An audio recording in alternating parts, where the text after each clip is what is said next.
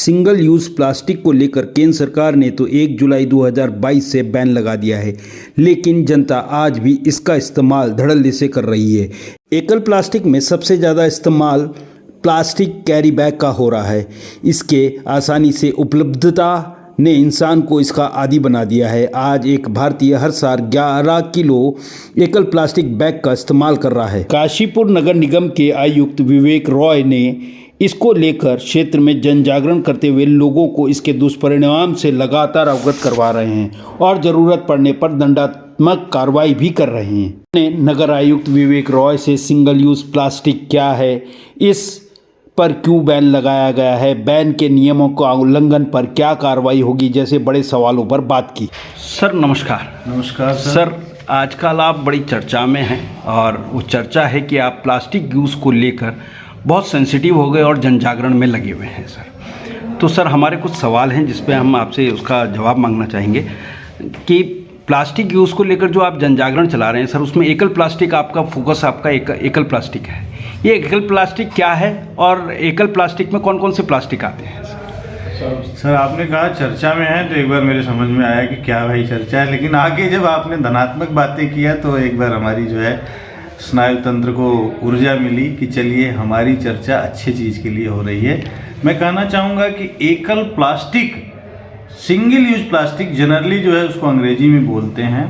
भारत सरकार ने, उत्तराखंड सरकार ने इस संबंध में तमाम नियम बना करके इससे होने वाले नुकसान के परिप्रेक्ष्य में माननीय उच्च न्यायालय, माननीय एनजीटी तथा जो है सामाजिक जो संगठन हैं उनकी मांगों को देखते हुए नियम बनाए, जिसके अंतर्गत भारत सरकार का कहना है कि जुलाई से 0.5 mm से नीचे मोटाई की प्लास्टिक जो है यूज नहीं होगी। फिर उन्होंने एक टाइम पीरियड रखा कि सितंबर से फिर जो है उसको 75 कर दिया, 1 जनवरी से उसको कर दिया गया है एक पूरा जो है 100 mm।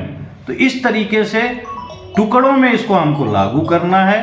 और हमारी उत्तराखंड सरकार ने पर्यावरण को और जनहित को देखते हुए एक बड़ा निर्णय लिया। उन्होंने कहा कि केवल सिंगल यूज प्लास्टिक नहीं, किसी भी माप मोटाई का प्लास्टिक कैरी बैग, वो चाहे हैंडल वाला हो या बिना हैंडल का है, वो उत्तराखंड राज्य में प्रतिबंधित है। दंडात्मक व्यवस्थाएं जो इसमें की गई हैं, जो निर्माण करने वाला है ऐसी चीज़ों को, उसके ऊपर 5 लाख का जुर्माना है। जो निर्माण करने वाली एजेंसी से लेकर के जो थोक विक्रेता है वहाँ तक पहुँचाएगा, मतलब परिवहन करेगा, उसके ऊपर 2 लाख की दंड की व्यवस्था है। और जो एजेंसी इसको फुटकर विक्रेताओं को बेच रही है उसके लिए वो 1 लाख का दंड है। और ऐसा व्यक्ति जिसके हाथ में, वो उपभोक्ता, वो व्यक्ति, हर नागरिक जिसके हाथ में सिंगल यूज प्लास्टिक या कैरी बैग है जो हैंडल वाला, बिना हैंडल वाला प्लास्टिक का है, उसके ऊपर 100 रुपये प्रति बैग जो है जुर्माना है। तो ये दंड की व्यवस्थाएं हैं।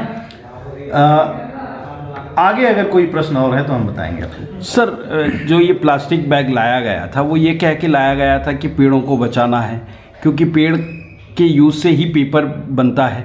तो पेड़ों को बचाने के लिए किया गया था सर। क्या ये कहीं हम वापस पेपर यूज़ पे जाएंगे तो पेड़ों का नुकसान और पर्यावरण का डायरेक्ट नुकसान नहीं होगा? नहीं, मैं आपको बताना चाहूँगा, अपने बचपन को याद करिए तो जब हम बाज़ार में जाते थे तो अपने साथ जो है कपड़े का थैला लेके जाते थे। हमारे पास घरों में बर्तन होते थे। मैं आपको बताना चाहूँगा वो दौर भी मुझे बताया जाता है, कुछ हद तक मैंने भी देखा है कि गांव घरों में आयोजन होते थे तो घरों से चारपाइयाँ ले आ जाती थी, घरों से बर्तन लिए जाते थे, सामूहिक रूप से पूरे गांव के लिए एक बर्तन रखा जाता था जिसमें जो है आयोजन पूरे कर लिए जाते थे। आज जो उस व्यवस्था को हमने छोड़ा है उससे समस्या आ रही है। केवल पेड़ काट करके ही जो है हम पेपर के सहारे काम करें ऐसा नहीं, और सारे विकल्प मौजूद हैं। जो आपके गन्ने की खोई होती है, मक्के की जो है अपशिष्ट होते हैं, इन सब के सहारे इस समय जो है बनाया जा रहा है।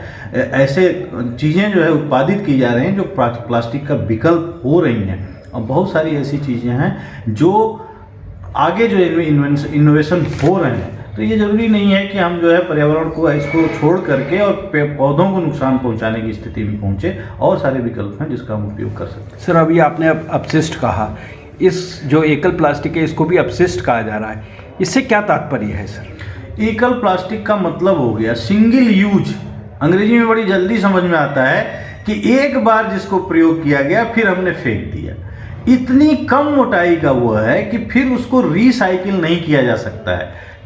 तो इस नाते वो सिंगल यूज हो गया, वो हमारे लिए समस्या है। ऐसे प्लास्टिक आप सोच लीजिए कि जो पानी की बोतल है, जब आप उसको जो है बाजार में बेचने जाते हैं तो वो पानी की यूज्ड बोतल 20 रुपये, 22 रुपये, 25 रुपये केजी बिकती है। पानी की बोतल जिस थैली में आती है, एक प्लास्टिक का जो है मोटे प्लास्टिक का कवर होता है जिसमें 10-12 बोतल एक साथ रखी जाती हैं, वो बाजार में 25-26 रुपये केजी बिकता है। तो इसका मतलब है क्यों ये मूल्य दे रहा है कोई?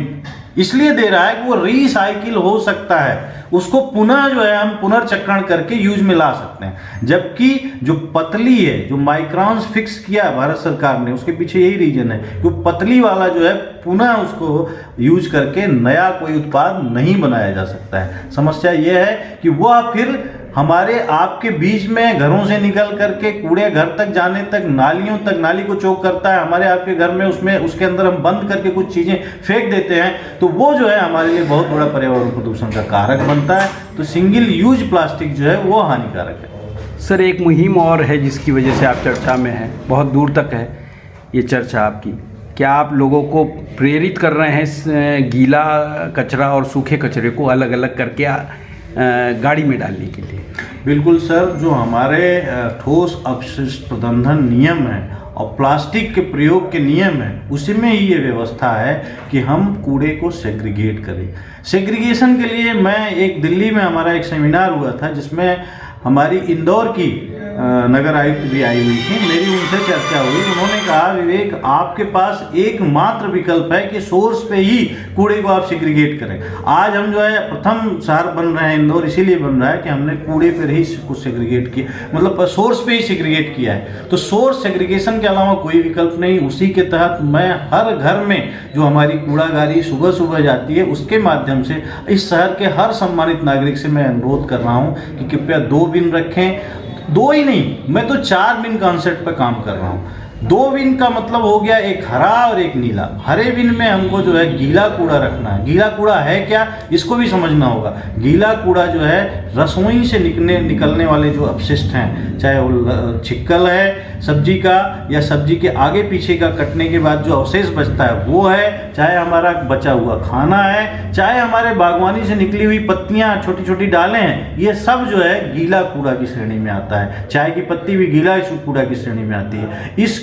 कूड़े को जब हम जो है ठोस अपशिष्ट के साथ मिला देते हैं तो फिर उसको सेग्रीगेट करना बहुत ही कठिन हो जाता है। तो हम ये लोगों को बता रहे हैं कि इसको मिलाइए मत, अलग अलग रखिए। गीले कूड़े को इसका प्रबंधन करने के लिए अगर आप हमारी गाड़ी में देते हैं, जो कि हमारी गाड़ियां बाइफर्केटेड हैं, गीला और सूखा कूड़ा अलग अलग हम लेते हैं, तो उसको हम जो है प्रयोग करके अपने यहाँ जो एक कारखाना हमने लगाया, एक मशीन लगाई है, उसमें हम खाद बना लेंगे। साथ ही साथ हम जो है मोहल्लों में गड्ढे बनाए हैं, अपने पार्कों में गड्ढे बनाए हैं, और लोगों से भी कह रहे हैं जिनके पास जगह है वो छोटे छोटे गड्ढे बना करके उसमें उस अपशिष्ट को डालें और उसमें आपका दही और गुड़ का घोल डाल दें, तो एंजाइम के रूप में उस कूड़े को अगले 30 दिन में खाद के रूप में परिवर्तित कर देगा। वो आपके बागवानी के काम में आएगा। किसी को अगर खरीदना है तो जो हम अपनी मशीन के माध्यम से नगर निगम में बना रहे हैं वो भी हमसे खरीद सकता है। इस तरीके से आय भी होगी, और जिनको आय नहीं करनी है, अपने बागवानी का काम चलाना है, तो उसके लिए भी खाद प्राप्त होगी। और ये अपशिष्ट